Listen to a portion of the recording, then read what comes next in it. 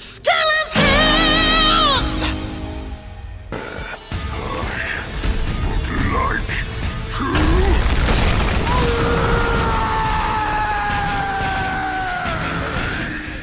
Listen, how about we talk about it after we murder these unholy Alright, what is good, internet? My name is JB. Welcome back to more Baldur's Gate 3. Today we are doing yet another build video, this time on some more Critical Role characters, Scanlan, Grog, and Pike. The Briarwood video did very well, so thank you guys so much for that. So I thought I would go ahead and just do an entire series on, the rest of Vox Machina.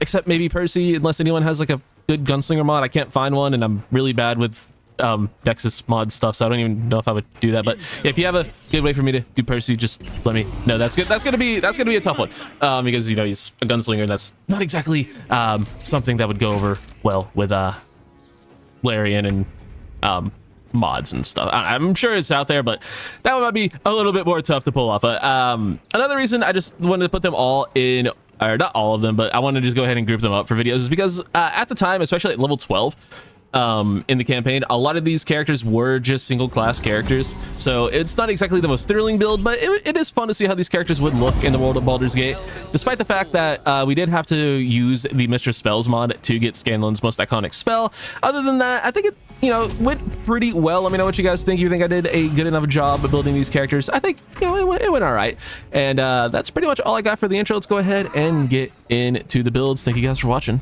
Let's do this thing. All right, we are starting things off with the builds. We're going to go through each of them, and then we're going to go through the items at the end.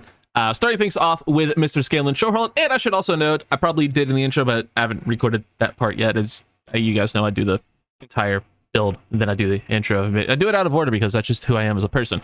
That being said, I am using the Mistress Spells mod because I felt like I could not do a Scanlan build without Bigby's Hand, and of course, Bigby's Hand is only in the game through mods, and Mistress Spells is one of the most downloaded mods in the mod hub. It's available on all platforms, so it's available for those of you who choose to use mods. And yeah, again, I feel like I just simply could not make a Scanlan build without his most iconic spell being Bigby's Hand. Now, that being said, let's go ahead and get into it. He is, of course, a gnome, and from what I found on the internet, he is a forest gnome. Not that that truly makes a huge difference. Rock gnome is probably better mechanically, but if we want to stick to the lore, we at least get to speak with animals, which, man, I'm sure he would love to have a conversation with Trinket, or definitely he would probably be good friends with Scratch, I would assume. That being said, 4 cantrips. He does have canonical access to Vicious Mockery, Mage Hand, Minor Illusion, and Friends, so pick your favorites there. I went with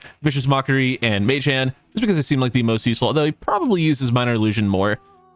So yeah, we'll use that. Minor Illusion is really the only one I can think of him using a lot off the top of my head. I'm sure he uses Mage Hand at some point. And for his starting spells, he has Healing Word and Thunderwave as level 1 options.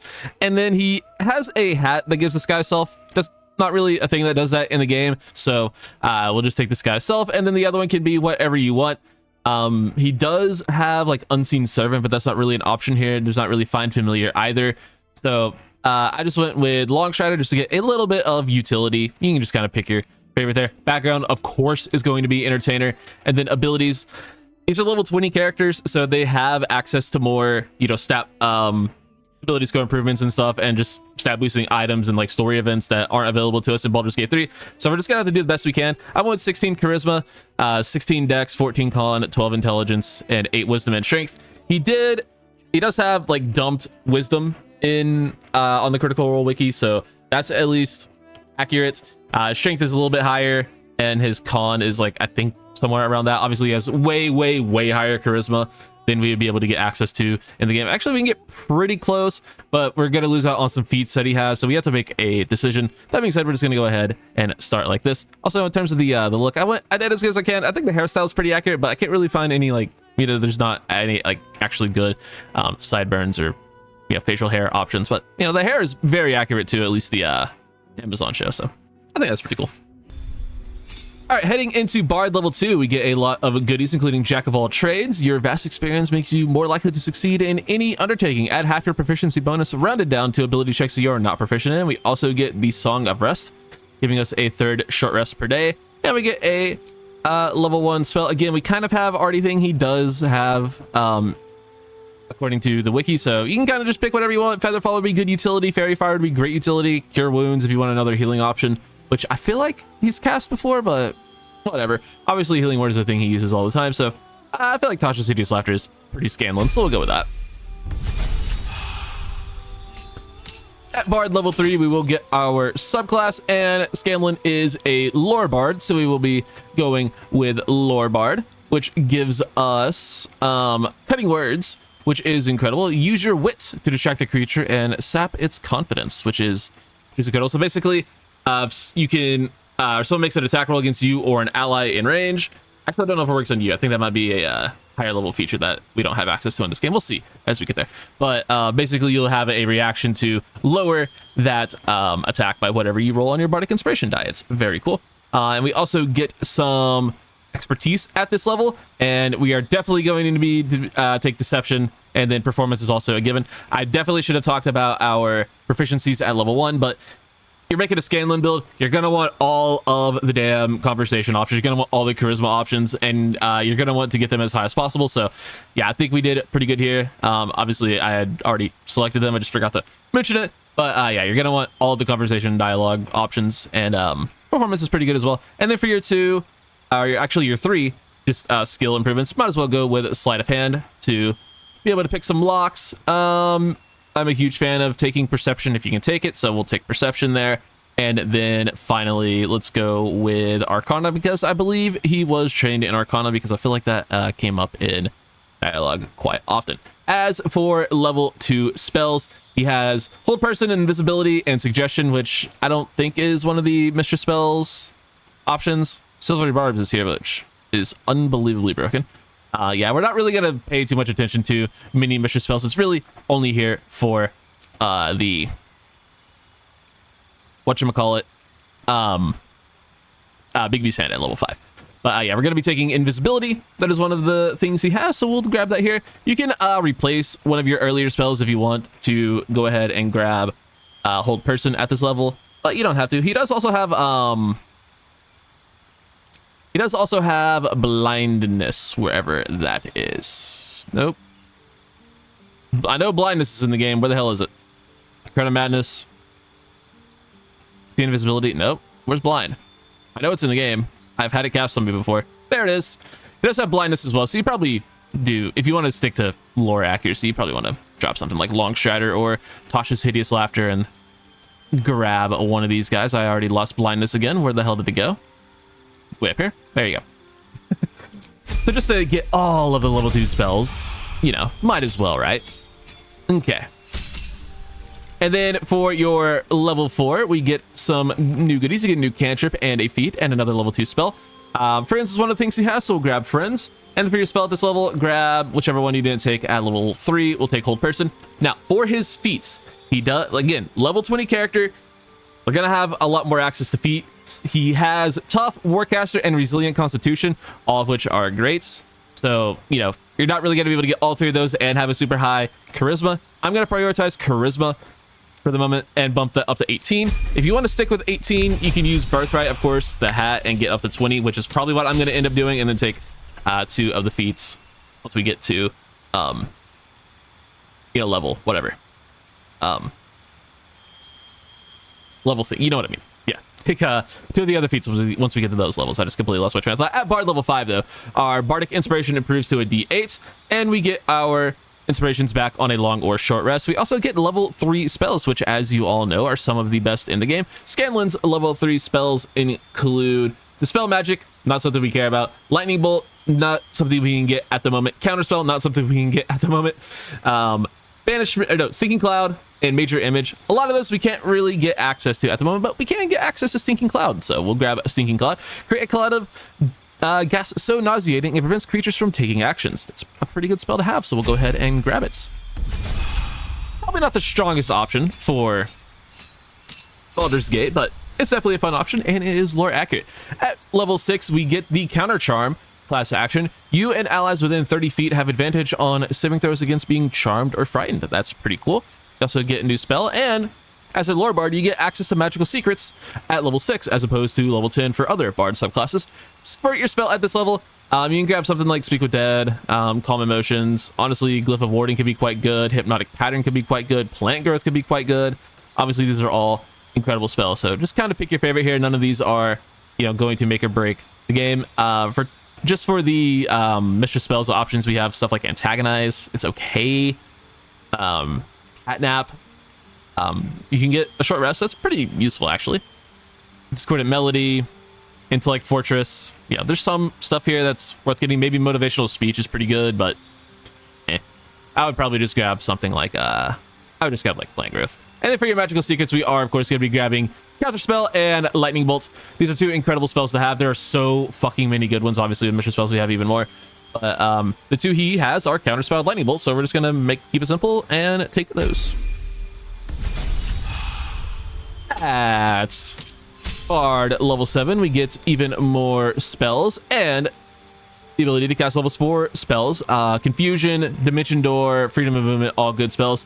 He has Dimension Door, so we're going to want to grab that. He also has Otoluk's Resilient Sphere is apparently a 4th level spell. Is that an option here? I feel like that should be an option in Mistress spells. It appears it is not, but that is one of his more iconic spells that we don't have access to. Polymorph is an option, which just isn't nearly as good as it is in tabletop. In Baldur's Gate, it just turns a creature into a harmless sheep. In tabletop, you can just turn you or an ally into any animal. It's way, way, way, way better, obviously, in tabletop. So we're probably just going to stay away from that here. But we will go ahead and grab Dimension Door and be on our merry little way to level 8. At Bard level 8, we get ourselves more spells and a feat. I think the feat here we're going to grab is probably Warcaster to get advantage on concentration checks. You're going to want to have that. He's going to be concentrating on a lot of things, and it's just nice to have. It is one of the feats I mentioned earlier that he does have, so we want to grab it. And then for your other spell at this level, we can't get any of the other spells he actually has access to, so honestly, I mean, we can technically polymorph, but it's just a terrible spell in this game, so you probably want to stay away from it. Freedom of Movement can be quite good, so can Confusion. I think a big AoE. Stun is something silly, so we'll go ahead and grab that. Now at Bard level 9, we get more spells, including another level 4 spell slot and a level 5 spell slot. And for this level 5 spell slot, you bet your sweet bippy, the only reason I downloaded this mod was to take... where is Bigby's Hand? It is most definitely a Bard spell. Ooh, that is annoying. That is very annoying. I might just skip this whole video, but I'm not going to do that just yet. If it doesn't show up at Magical Secrets, I will flip my lid. As for other level 5 spells, Modify Memory isn't something we have access to. Greater Restoration is, so we'll go ahead and grab that. It's lore accurate. And something like Seeming also is. Pretty terrible spell, though, so we probably don't want to waste the learn slot on that. I am very annoyed. All right, anyway, here we are at Magical Secrets, our level. We also get new cantrip, new spells, new expertises at this level. Actually, just new skills in general. So actually, no, these are expertise. So go ahead and bump our Persuasion. And I wish we could bump our Deception, but it's not letting me choose that. That's annoying. Also go ahead and bump our Intimidation, because why not? It's Scanlan after all. That seems pretty silly to me. Cantrips, we'll go ahead and grab Mage Hand. It's the one we didn't grab earlier. And for our level 5 spell, we'll take good old Steaming. I guess it is something he has, so might as well take it. Level 5, please let me take Bigby's Hand here, or this is entirely a waste of time. There it is. Good old Bigby's Hand. This should be something you could take at level 5. I don't know, or at level 7. I don't know why. Whatever level you get, level 5 spells, level 9. It should be something you could take there, but we can get it here. So we'll grab Bigby's Hand. It is Scanlan's most iconic spell. You create a magical hand, a translucent force that can strike, push, and grapple enemies. It's incredibly good. It's incredibly powerful. Very, very fun spell. And then as for some of the other ones he has access to, is Otoluk's here. I'll try to find it. If it is, we take Otoluk's. But God, do I hate this mod. There's just too much shit, and they're all like just kind of whatever. Otoluk's Resilient Sphere does not appear to be an option, so we will instead just grab Greater Restoration, Dominate Person. Did I grab that from here? I did not, so we'll go ahead and grab that there. Steaming is terrible. We don't need to take that. I mean, I guess you could kind of just pick whatever you want then. Banishment is a spell he has, so we'll grab Banishment. All right, that works. Oh boy, this turned into a little bit of a mess because Iggy's Hand is definitely on the Bard spell list, and for whatever reason it wasn't here. I guess it's something to do with mod. Either way, we were able to get access to it, so it doesn't really matter. Bard level 11, we get a 6th level spell, and some of the 6th level spells he have are, well, Auto Zero Resistance Dance and Eye Bite. He has both of them, so we'll take one of them at level 11, and then at level 12, we will go ahead and get our feats. We could take Tough for a little bit of extra HP. You could take Resilient Constitution, which is something he has. It gives you a little bit of bump to Constitution. I assume he took that just to get the bonus up to an even number. Could be wrong about that, but either way, we're just going to bump our Charisma up to 20 because Scanlan. And then for our spell, we will, of course, take Eye Bite. That game, you know, that got a little bit messier than it should have, but we got there in the end. We did it. What we're getting out of this is maybe the most pure Bard in the game. It's pretty darn cool. A lot of fun spells, a lot of fun support, a lot of annoying shit to piss your enemies off, which is just, you're getting a troll that can do a little bit of damage when necessary and can maneuver the battlefield pretty well, but yeah, you're getting a troll essentially, which everyone loves Scanlan for that. So let's move on to Pike. Right, so here is our attempt at Pike. I think it did okay. You know, whitish hair, it does have the scar over the eye. It's pretty, you know, close. There's a bun. I'll count it.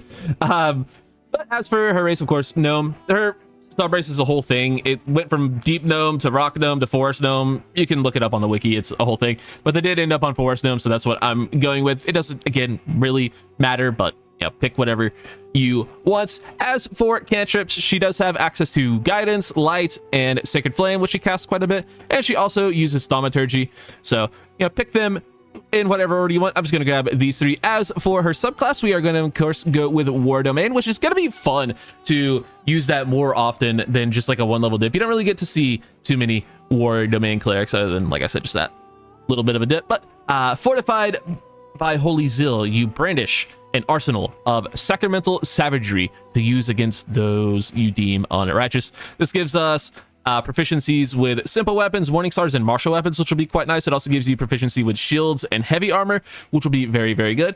And you get divine favor, shield of faith, and catapults, which is going to be a Mistra's spells mod thing that I don't really think should be here, but it is for whatever reason. Maybe that's just a spell that we can learn. Well, yeah, we'll figure that out. But anyway, subclass features. War Priest. When you make an unarmed or weapon attack, you can spend a War Priest charge to make an additional attack as a bonus action. So you can use your bonus action essentially to get an extra attack. Clerics don't really get a way to attack twice unless you multi-class, but this is a way to do it at least a little bit. Deity. I'm sure there's a mod on Nexus mods that will let you use Saren Ray, but in terms of the base game, Lathander is pretty close. They both believe in like morning, the sun, and like renewal and stuff like that, and yeah, it's pretty close. Background, I went with Soldier. I think she is like a sailor though, so whatever, it's close enough. Then for abilities, this is a tough one because she does use gloves that bolster her strength, and of course you can't get those in the game until later on. So if you're playing through this as, you know, the entire game, you're probably gonna want to, you know, dump your intelligence and get a little bit of strength, but since we're using these late game builds, we can of course just go ahead and dump our strength to get a little bit of intelligence. Again, these are level 20 characters, so all of their stats are going to be at least pretty good, and they do roll for stats on the show, so yeah, you can't really match that in game. So we're gonna go with, you know, something like this: 16 in con, 16 in wisdom, good bit of intelligence because she did have even higher intelligence than this. Low dexterity, even though her dexterity was higher than this, and same with charisma. So yeah, her charisma was also pretty decent. That's why rolling for stats is just so good. That being said, let's go ahead and hop on into the rest of the leveling. All right, at cleric level 2, we get our you know, more spells as well as our channel divinity. You gain the ability to channel divine energy starting with 2 effects: turn undead and an effect determined by your domain, replenished by long or short rest. Obviously, here's your turn undead. Pray to turn all undead creatures that can see you, and basically any undead that failed their wisdom save will just have to run away from you. It's pretty useful.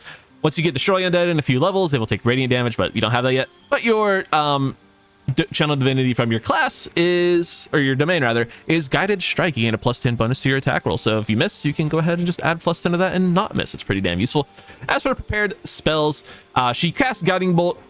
That's her main combat spell. Healing Word is going to be something you use quite a bit. Cure Wounds, Bless, and then I don't know, doesn't really use too many others too often, but all these spells are going to be something you use quite a bit. And yeah, might as well just use Sanctuary, because why not? Of course, as a cleric, you're going to be able to prepare your spells and switch them out as you go. Some of your domain spells are going to be quite nice, especially as a war cleric. You get Magic Weapon as well as Spiritual Weapon, which is pretty damn useful, and apparently Force Weapon, which, again, I had to install the mod for Scanlan, but we're going to try to avoid using a lot of the Mistress spells because they're not actually supposed to be in the game. Level 2 spells she uses quite a bit. Lesser Restoration, Prayer of Healing, Beacon of Hope. That's a level 3 spell, so ignore Beacon of Hope, but Lesser Restoration is probably something she would use quite a bit, and I'd imagine, having access to aid is also something that she would probably try to use a bit as well. Cleric level 4, we get a new cantrip, which will allow us to go ahead and grab Thaumaturgy as well as a feat. The feats that she ended up taking are going to be, let me find them very quickly. I know she had Warcaster, and apparently she took Skill Expert, which is just skilled in this game. You get a bunch of war proficiencies, but yeah, Warcaster is going to be one. Tough is also probably something that is probably there. But of course, the main one here is probably just going to be bumping up your wisdom as a cleric.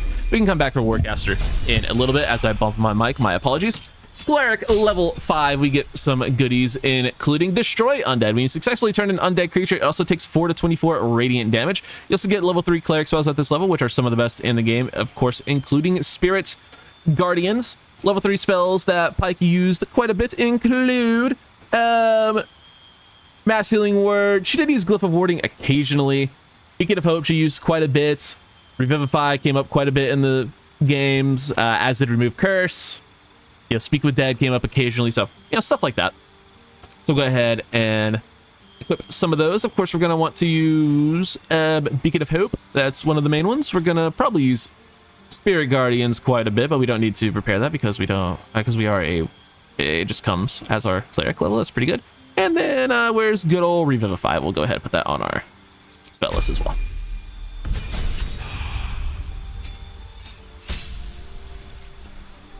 Cleric level 6, we get our Channel Divinity War God's Blessing, which allows you to add that +10 from earlier to your allies' attack rolls, which is just incredible, especially for the next guy. Prayer spells at this level, pretty much the same. Go ahead and throw on Glyph of Warding. At Cleric 7, we get 4th level spells, and 4th level spells are quite good. They include some of the better ones being Death Ward, Guardian of Faith, stuff like that, which are going to be where's Guardian of Faith? Is that a 5th level spell in game? Might be a 5th level spell in the video game, I'm not sure. But Death Ward is something that she used every now and then, so we use Death Ward, and I guess Guardian of Faith is a 5th level spell. I don't know what's wrong, the wiki or BG3. I wonder which one changed. I'm assuming the wiki is probably wrong. Or is this Guardian of Faith? There's Guardian of Faith. It just doesn't look anything like what you would think it would look like. Am I wrong for that? That doesn't give Guardian of Faith. I guess it kind of does, but like, I expected to see like a fucking guy holding a sword. Like the whatever.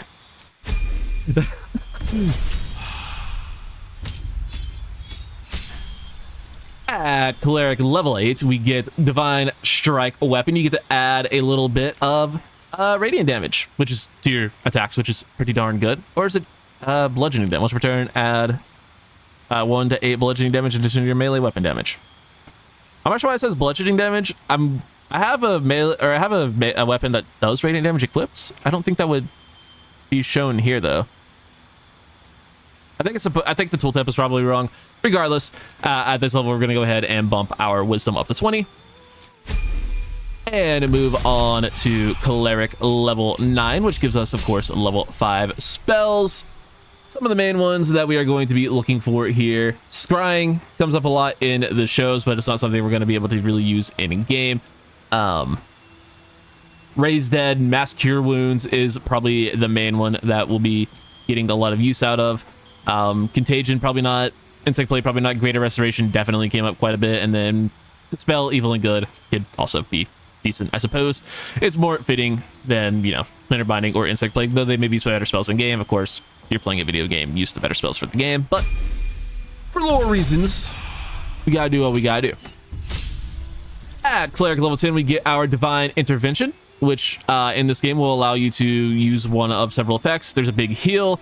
There's a badass weapon, which is the weapon I have equipped, but she, of course, didn't cast it. You can get a bunch of camp supplies, and you can just do a shit ton of radiant damage, which can technically be as low as 10 radiant damage. The only good one really is the Arm Thy Servant, which gives you the weapon. Does it show you here?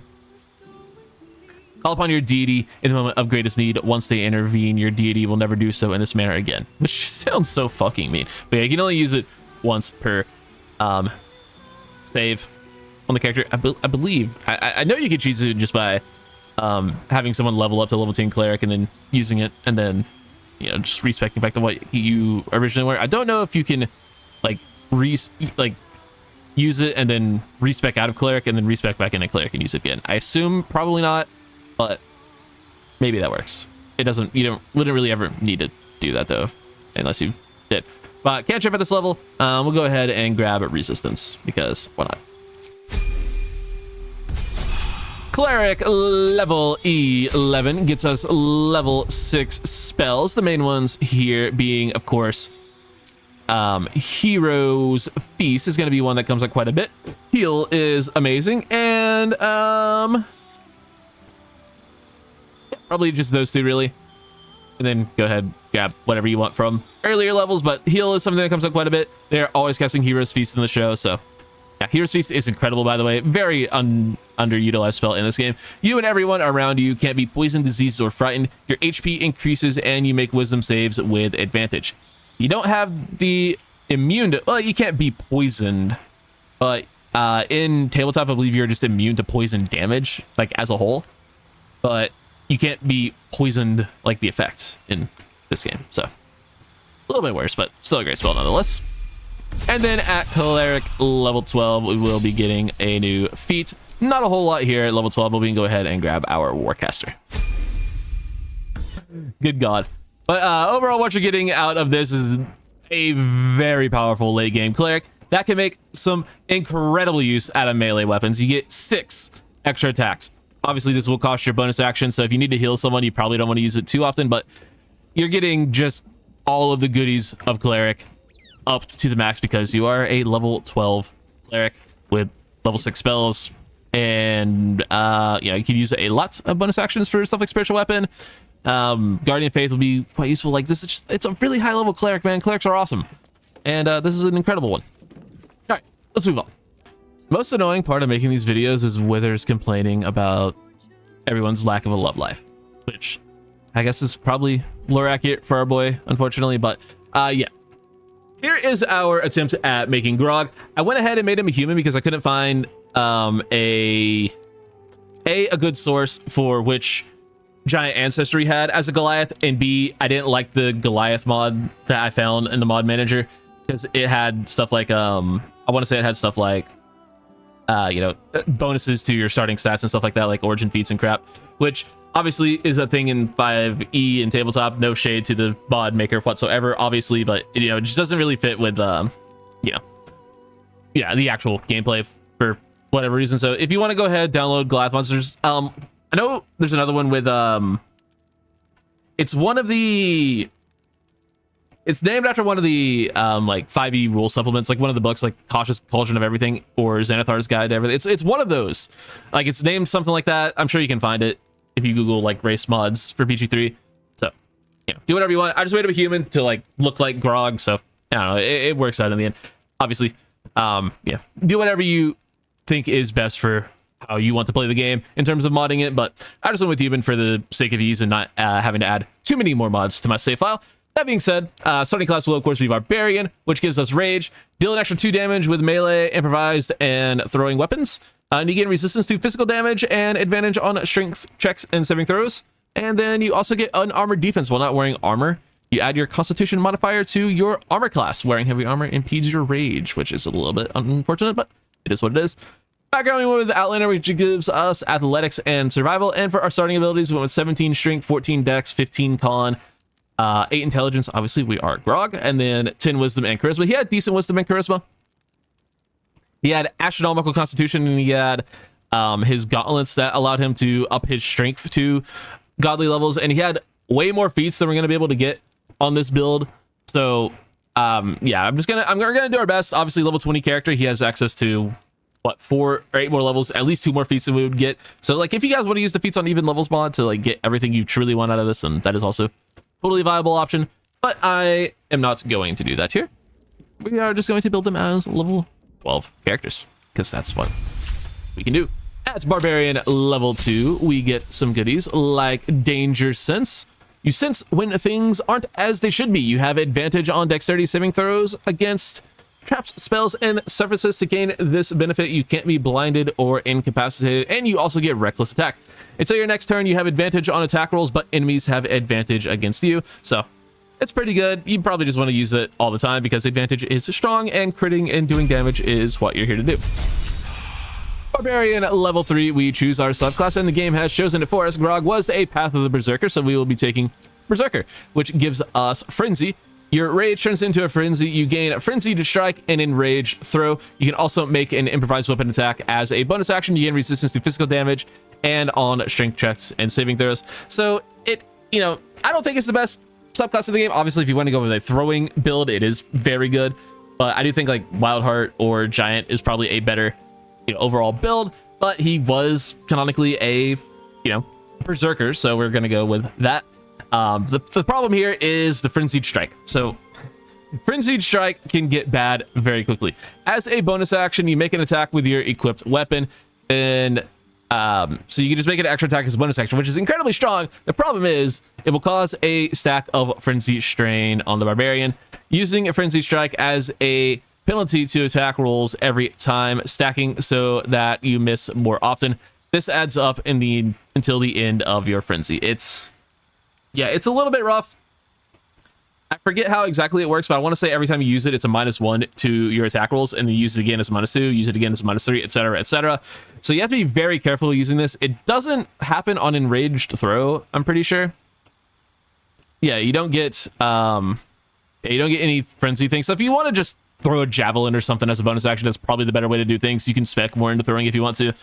But obviously, you know, doing a little bit of just doing another attack as a bonus action will be good, but you just have to be very careful with your Frenzy Strain. Obviously, having reckless attack will help balance that out a little bit. But yeah, you just got to be careful with it. It's just make sure you know that it's there. Then yeah, here are those to look at there. We'll go ahead and move on to Barbarian level 4. We get a new feat. That's all we get at this level. We're going to go ahead, take an ability improvement, and even out our strength and our con to 18 and 16 respectfully. And continue. I will go ahead and say you're going to want to give Grog the Potion of Everlasting Vigor to get his strength up to where it needs to be.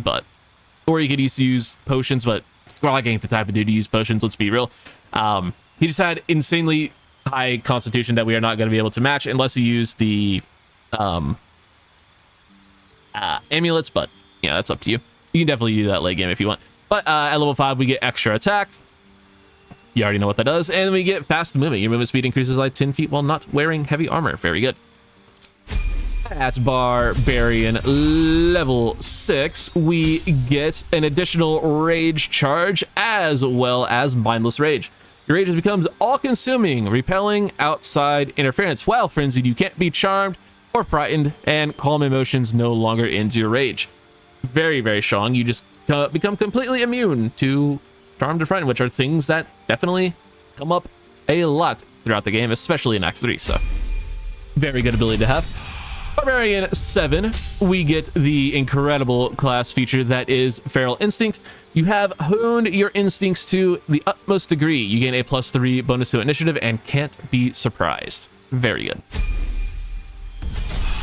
Barbarian level 8, we get a new feat. And like I said, he had a ton of feats that we're just not going to be able to get. The main one that we do want to make sure we grab, though, is, of course, Great Weapon Master. When you land a critical hit or kill a target with a melee attack, you can make another melee attack as a bonus action that turn, and attacks with melee weapons that you are proficient with and are wielding in both hands can deal an additional 10 damage at the cost of a -5 attack roll penalty. You can toggle this on and off. So this is another thing you have to be very, very careful with, especially if you're using Frenzied Strike. You probably want to turn off Great Weapon Master, or you're probably going to miss quite a bit. You just have to be very, very, very careful with Frenzied Strike. Hopefully you just get a lot of kills so you can just use, this as your, Great Weapon Master attack as your bonus action, or just throw shit. Again, you can just grab a random javelin and throw it. I think that would be probably the best way to utilize your bonus action after you, of course, rage on the first turn. So yeah, there is that. Now, at this point, there are two options you can make. Grog did end up taking fighter levels at one point, but he had already reached, I want to say, like, well into the teens in Barbarian before he did that. So I think we're probably just going to go to level 10 Barbarian. But if you do want to get another feat, you can go 8-4, and that would be totally viable. But he did have brutal critical, so you definitely want to get that. Like I said, I think he was like a 15-4 split or something like that, or 16-4 split. So I think that's what it was. So I think we're probably just do 10-2 because we definitely want to get at least action surge on the build. But yeah, brutal critical. You've trained to swift strike and true, or strike, swift, and true. When you land a critical hit, you deal an extra damage die as well as the normal additional damage or critical dice. So you just deal an extra dice of damage when you crit. Pretty good. Since you're attacking with advantage, you're going to be doing that, hopefully, quite a lot. And then at Barbarian level 10, we get our final class feature being Intimidating Presence.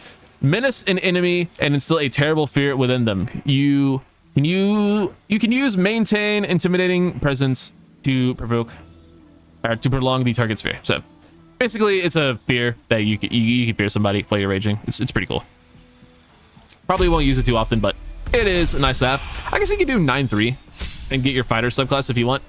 But Relentless Rage is also an ability he has, but I do want to get fighter levels just so we can have it, because Great Weapon fighting is incredible, and you definitely want Action Surge on your Barbarian. So we're going to go ahead and get Action Surge on our Barbarian. Do whatever you want to there, though. If you want to go 9-3, if you want to just go full 12 levels into Barbarian, that is totally an option. But yeah, that's your prerogative. Let's go ahead and talk about some items, because we have a lot of those to go over as well. Look at our guys. Look at them. They look awesome. Now, let's go ahead and start things off with our gnome friend, Bard Scanlan. For the hat, we of course went with Birthright. He is Scanlan mother effing Shorthorn. You're gonna want to have the highest charisma possible, and 22 charisma is probably the way to go. So grab that, of course, once you get to Act 3. Early game options, of course, you can have the Cap of Curing. There isn't really a beret in this game, unfortunately, but a cowboy hat would work pretty well. And when you inspire an ally using Bardic Inspiration, they also regain 1d6 hit points. Is pretty good. And then he had just a lot of random items throughout the show that just gave him random spells. So something like the Circlet of Blasting for Scorching Ray could be fun. Something like the Circlet of Mental Anguish could also be, pretty cool. Just random stuff that had random spells was just kind of a lot of the stuff in his inventory. So that's totally fair. For his cape, we went with the Nymph Cloak, which if you know what a nymph is, then I think that is certainly something that Scanlan would be interested in having. Gives him an extra cast of Dominate Person. Use whatever you want to there, though. For his armor, we went with the Blazer of Benevolence. When you inspire an ally using Bardic Inspiration, you also gain 4 temporary hit points. Definitely like the most fitting option. You get this from Volo pretty early on after you save him from the Goblin Camp, so you can just go there, save him, and get that. Other options, something like a Spider Silk armor is light armor. For +1 bonus to stealth and advantage on con saves. That'd be nice to have. And then if you really want to just have better armor late game, something like the Elegant Studded Leather to give me good. But let's be real, he's a bard. He was known for being squishy, so we'll just give him the squishy bard armor. That is, of course, dyed in the Dark Amethyst dye. That is just a base game. For the gloves, he definitely seems like the type of guy who would want to make sure his hands are free, but the Wondrous gloves are quite good. They're meant for bards. Your armor class increases by 1. In addition, if you have Bardic Inspiration, you gain 1 more use of it. Just a very useful item for any bard or just someone like him to have. And then another option is the Nimble Finger Gloves. Gnomes are granted a +2 to dexterity. Halflings and dwarves gain a +1. And you also get +1 to sleight of hand. Just a pretty useful option there if you don't really care about the extra use of Bardic Inspiration or Armor Class. Which I guess this would also give you an extra point in Armor Class. So if you just, don't really care about the extra Bardic Inspiration, which you probably should. It's probably better, but there's an option. And then, like I said, he is just the type of guy who always had like something that was giving him, an item that was giving him just random spell effects. So he would definitely be able to make use of something like the Arachnid Bracers. You cast Mage Hand as a bonus action, which is always good, and then you get a free cast of Telekinesis. That is just something that a guy like Scanlan would be able to make use of. And then for the boots, we of course have the Evasive Shoes. You get +1 to Acrobatics and Armor Class. But another option that is totally viable, of course, is the Boots of Brilliance, which will allow you to restore your Bardic Inspiration, so you can get even more uses out of that. Probably the better option, but makes it a little bit squishier. Totally up to you. But again, just stuff that gives you random spells. Space Jump Boots for Dimension Door, Vicious Grace for Featherfall, Disintegrating Nightwalkers for Misty Step, and then, of course, the other good effects of that. But, yeah, it is what it is. For your jewelry, you guessed it, more of the same. He's not really a guy who uses a lot of items. He's a guy who uses a lot of attacks. Makes a lot of attacks, obviously. He's a guy who uses a lot of spells. So, stuff that gives him spells, like the Psychic Spark, gives you Magic Missile. Shoot an additional missile whenever you cast it. He had a wand that gave him Magic Missile, so you get a necklace that gives you Magic Missile, and you can cast that at level 1 with an extra, missile, which is nice. And then Ring of Protection. There are so many Rings of Protection throughout the entire party of Vox Machina. There's a +2 Ring of Protection, which of course isn't in this game, but I just went ahead and gave it to him because he had the lowest AC of the bunch, so yeah. And then the other ring is the Ring of Mind Shielding. That is also something he had, a ring that allows you to have advantage against being charmed. Makes sense. It is, again, an item that he had. But other options, anything that gives you spells, Avard's Black Tentacles. He's probably a guy who would like to have something like the Spell Corrects Amulet around. It's pretty close to the Ioun Stone. Same with the Spell Savant Amulet to get another level 2 spell slot. Those are pretty close to, something similar to, that same effect. Amulet of Misty Step, again, just random good spells. Amulet of Restoration, again, just random good spells. Emergency's Ring of Trading, +1 to Deception. He's Scanlan. Ring of Truthfulness, just something useful. Just use whatever you want. Shifting Corpus Ring, Ring of Mental Inhibition could be good. So, yeah, all that for, just stuff that he would find useful. As for weapons, he had a legendary weapon, the Vestiges of Divergence. He had a sword that was just made for bards and stuff like that he literally never used. So we give him a legendary weapon that he will literally never use. There is also plenty of mods. There's like a actual looks pretty good mod for the Vestiges on the in-game mod hub. So if you want to use the Vestiges, then you certainly can. But I just went ahead and gave him the Duelist prerogative. While your offhand is empty, you can score a crit on a 19. You just get improved critical, which is nice. But the main thing here is you get an additional reaction, which can be used for cutting words, can be used for counterspell. I think that is a pretty good thing for him to have. And then Withering Cut is nothing we'll ever use. Maybe you'll occasionally use Challenge to Duel or Dueler's Enthusiasm. You won't use Dueler's Enthusiasm. That's this thing over here. That's the attack. But maybe you'll use Challenge to Duel occasionally. But the main thing we're using it here for is, of course, the extra reaction. Other options. Something like Falara Louvre for maybe honestly more the sing option than the shriek option, because well he's Scanlan, he sings a lot, so you can give your allies bless or a little bit of extra damage with shriek. Of course the harmonic dueler is very fitting, but again it's just not, he doesn't really attack with things, but it's a bard weapon. You make a performance check, success granting your melee weapon attacks additional damage equal to your charisma modifier, so there's you get a little bit of extra damage on your melee attacks that you'll never make. But I just went with something that gives him passive benefits, and it's also very fitting because legendary weapon that he never used. He did also have a wand of fireball, so we have the staff that shoots fireball. And then for his bow, I just went with the Nair Mister because it gives him another cast of Magic Missile, because his wand of Magic Missile had multiple charges, so he has multiple ways of casting Magic Missile. Or you just give him something like the Bow of Awareness or Hellrider Longbow for passive benefits, just anything that gives you passive benefits or a spell to cast. So yeah, there is your Scanlan build. Just all about having a lot of useful stuff and just being annoying and fun and having a good time. All right, moving on to our Pike build. So, starting things off with the helmet, I went with the Flawed Helldusk helmet. The wielder has a +2 bonus to saving throws against spells and +1 to con. Those just seem like pretty good buffs. I'm going to go ahead and went with that. Other options though can of course be something like the Wapirus Crown for a little buff on heal, just extra healing when you do that. And then the Circlet Hunting. You get a +D4 bonus to attack rolls against creatures that are marked by Hunter's Mark, True Strike, and Fairy Fire and Guiding Bolts. Yeah, you're going to be casting Guiding Bolt quite a bit with this character, so I don't know, use whatever you want. I think this character will probably make incredible use of the buff on heal items for a large majority of the game, but if you just don't want to, then you know, something that gives you a save +2 against spells is pretty good. For the cloak, I went with the Mantle of the Holy Warrior to get Crusader's Mantle. It's just a concentration that allows you and your allies to deal an additional d4 of radiant damage. Put literally whatever you want here. It's just the Mantle of the Holy Warrior. She is a Holy Warrior. It made sense for that. And then for the armor, I went with the Flawed Helldusk armor. When you are hit by a foe within 7 feet, it might take 1 to 4 fire damage, and then you take 1 less piercing damage, and then disadvantage on stealth checks.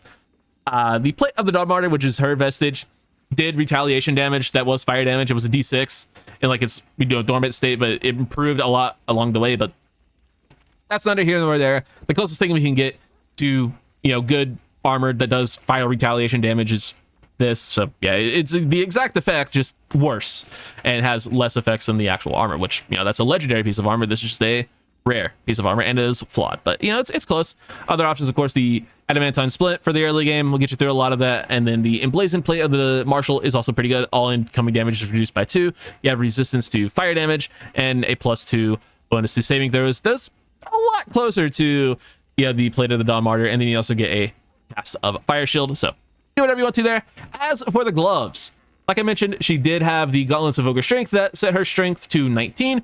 However, that is, there are ways to raise your strength through the early game. Something like the Club of Hill Giant Strength can be an option, but using the Gauntlets of Hill Giant Strength to set your strength to 23 could also be quite good.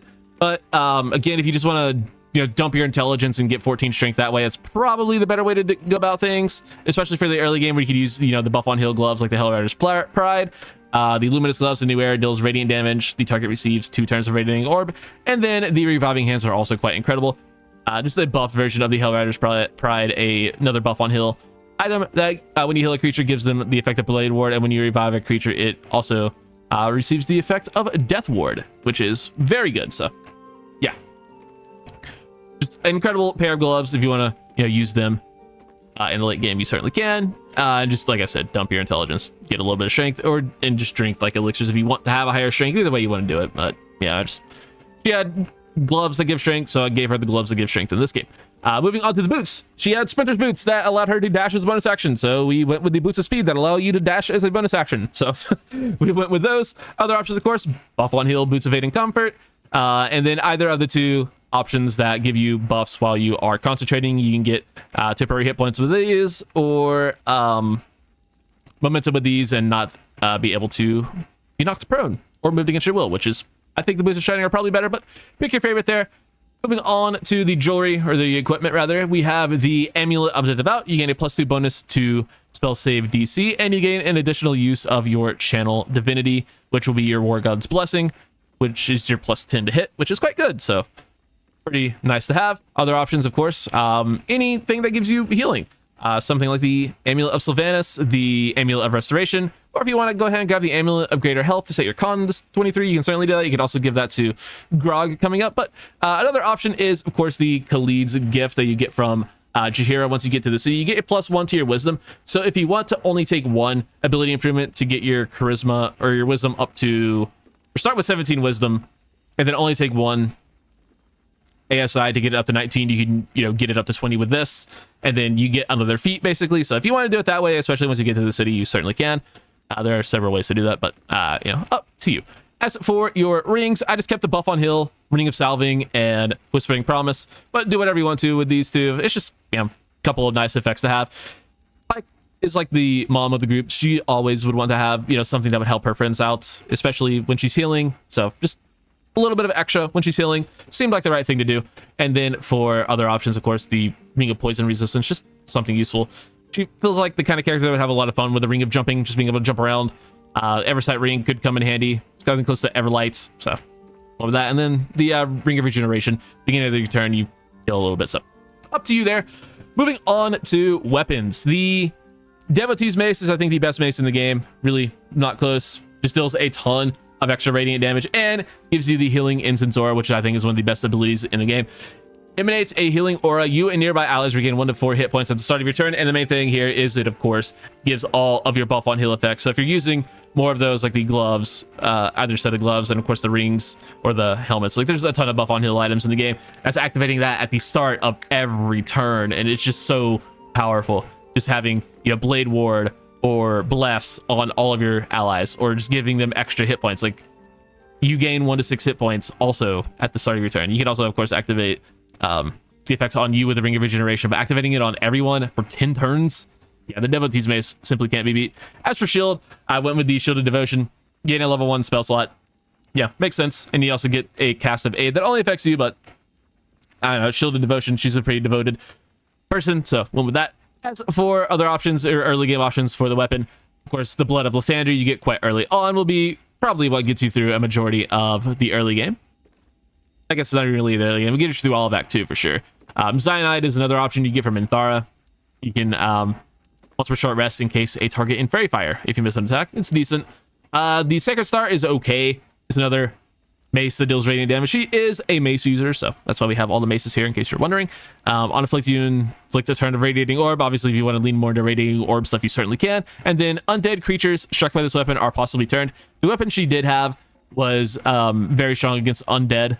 The Mace of Disruption that she used was, you know, meant to deal extra radiant damage to undead and turn them. So this is the closest thing to that, but the Devotee's Mace is just better in my opinion. And then she did also use a flail quite a bit. So if you want to use something like the Defender's Flail, you can, or the Flail of Ages to, yeah, just use a flail. They don't really get used a lot, but if you want to, they're there. And then for shields, I went with the, already talked about the Shield of Devotion, but other options, if you don't really care, if we want a better mechanical shield, of course, the Sentinel Shield for extra initiative. But I feel like if you're making a Pike build, you should be lore accurate and have bad initiative, because she never rolled good initiative, so you probably don't want to use that. But of course, the Adamantine Shield will get you through pretty much the entire early game if you want to go that route. And now finally, we can talk about our boy Groggery. I wasn't sure if I wanted to do Grogathan or Groggery. Yeah, I don't know, Groggery. Anyway, let's talk about Grog. So he's a barbarian. He's a pretty straightforward guy. I just went with a lot of the bone spike stuff. You'll probably notice that, but it's just by far the best items for barbarians. You don't have to use it, but for the helmet, we went with the bone spike helm. When you rage, hostile creatures in a 10-foot radius must make a wisdom saving throw or take 2 to 8 psychic damage. The targets receive half on a failed save. It's kind of whatever. You get a +2 to intimidation, and you get a use of menacing attack, which would be cool. You don't have to use this, but it's pretty good. I feel like you'll probably just use the haste helm for a large majority of the game. At the start of combat, you gain momentum for free 3 turns, which is just extra movement speed. So yeah, it's a good item that you'll probably get a ton of use out of early on. The Cap of Wrath is quite good as well, but you know, it's reliant on being below 50 hit points. But you know, Wrath is okay. It's a decent ability. During combat, when the wearer starts their turn with yeah, whatever. You get a +1 bonus to damage and with melee weapons for every turn this condition has remaining. I don't know why it is doing that there. That was weird. Regardless, yeah, use whatever you want. Probably gonna mostly be the haste down for a large majority of the game, but you know, there's plenty of other options. For the cloak, I went with the Cloak of Protection. He had a Ring of Protection at one point, and everyone in the party did, so just a little bit of extra armor class there. Use whatever though. For the clothing, or the clothing, we went with the Bone Spike Garb. Get 15 temporary hit points when raging, and you reduce all incoming damage by 2. When the wearer is struck by a melee attack, the attacker takes 3 piercing damage, which is pretty good. Other options, of course, the Enraging Heart Garb for extra constitution, which is probably better because he was a guy who had 22 constitution by the end of the campaign, by level 20. Obviously, we aren't close to that, but you know, it is probably a little bit better, but use whichever one you want. And then the Mighty Cloth gives you 20 strength. But like I mentioned earlier, you're definitely going to want to give him the Potion of Everlasting Vigor to get 20 strength naturally. I guess not naturally because you're taking a potion, but you know what I mean. As for his glove slot, I went the Braces of Defense. He did use them at one point as well, so makes sense. As for other options, we have the Gloves of Uninhibited Kushigo. We are a Frenzy Barbarian at the end of the day, so if you want to throw stuff and get a little bit extra damage out of it, you can. Helldusk gloves are, of course, an option to add extra fire damage. And then the Bone Spike gloves, of course, in the end game. If you don't want to use the entire Bone Spike set, of course, you don't have to. But your attacks ignore resistance to slashing, piercing, and bludgeoning damage. And then for the boots, obviously bone spike boots, I think they are pretty necessary for barbarians because they are just that damn good. +1 to AC and saving throws as long as you are not wearing armor or holding a shield, and your jumping distance is increased by 5 feet, and you also get brutal leap, which is incredible, which can knock people prone. So I think these are actually probably the boots you want to go with, because he also did have boots of feral leaping, which increases jump distance, but you know, use whatever you want to there. Boots of genial shouting are good.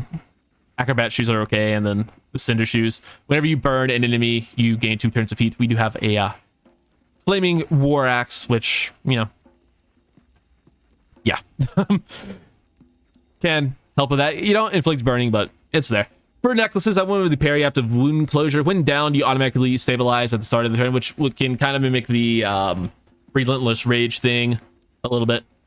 And then also whenever you're healed, you restore the maximum number of possible hit points, which with Pike and Scanlan in your party, inspiring you and healing you all the time, yeah, that'll help out quite a bit. For rings, I went with Crusher's Ring so we can move more, and then the Ring of Free Action so you can ignore the effects of difficult terrain and cannot be paralyzed or restrained. Other options: Broodmother's Revenge, Moondrop Pendants, Surgeon Subjugation, Killer Sweetheart combo. Grog did have an affinity for finding weapons and items that talk to him, so if you want to go through the game and just have the sentient amulet, that could be pretty fun. It's pretty on brand. The Risky Ring feels like a thing he would like. Spurred Band, same sort of thing. Shadow Cloaked Ring will be great for Act 2, and then the Ring of Flinging, like I said, you're Frenzied, you're our Berserker, so if you want to lean more into throwing stuff, you can. As for the weapons, I went with the Hellfire Great Axe. He used the Fire Tongue or Flame Tongue Warhammer for a lot of the campaign, so he also was a big fan of Great Axes. The Blood Axe he used quite a bit, so he used axes and fire weapons a lot. So we're using a Fire Axe. Whenever you deal weapon or deal damage with this weapon, you gain 2 turns of heat, which, you know, can just add even more fire damage to things. So made sense. Other options, of course, the Bloodied Great Axe you get quite early on. It's a Great Axe. The wielder has 50% less hit points. They deal an additional 1d4 slashing damage. It's kind of whatever. The Doom Hammer is pretty good. The Harmonium Halberd gives you +2 strength, so this is another way to get up to like 22 strength. And if you want to buff this with like the Drake Third Glaive, you certainly can. Then stuff like the Sword of Chaos or Baldur's Giant Slayer are obviously going to be quite good as well. And then I just went with the Deadshot for improved critical. For his bow slot, you can also just go with the Hellrider's longbow, whatever you want to do there. But yeah, that's entirely up to you. Those are the builds, though. Let me know what you think. You think I did a good job, bad job? Let me know how you think I did in terms of building these characters from Critical Role. And that being said, I'm going to go ahead and get on out of here. I do appreciate you guys so much for watching. Thank you all very much, and I will see you all in the next one. Take it easy.